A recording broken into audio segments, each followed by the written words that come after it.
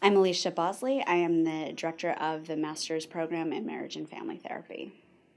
Once students graduate the marriage and family therapy program, they are eligible for licensure as marriage and family therapists in New York State. So first of all, students will graduate the program. They will then register as limited license marriage and family therapists in the state of New York. That's an application that they send through the state. They set up a relationship with a supervisor in the field. They complete their hours there. They can count all of the hours that they complete clinically in the program towards their licensure in New York State, and then they will complete the rest of those with their outside supervisor. So they have to have 300 hours to graduate, 1,500 in total for licensure in New York State.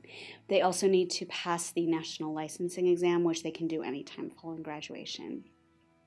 So the classes prepare students a lot with the general knowledge that they'll need to pass the exam. So we've got classes in ethics and family law, in different models of family therapy, in different models of couple therapy, sex therapy, all of the basic knowledge areas that they will need to know to pass the exam.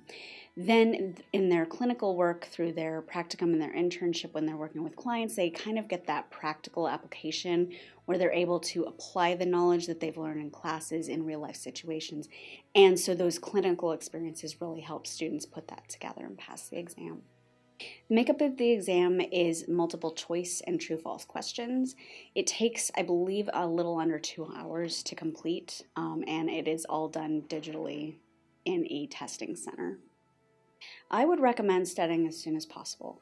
Keep all your class materials, keep your notes, and there are several websites out there, such as mftexam.com. Those are great resources.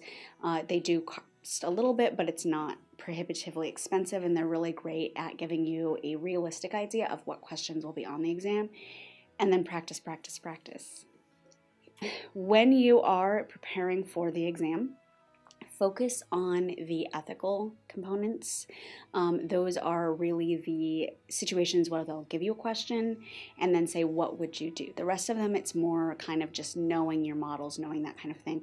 But the ethical and more situational questions are the ones that tend to trip students up. And also relax, you know your stuff. You might not feel like it when you're taking the exam, but you do.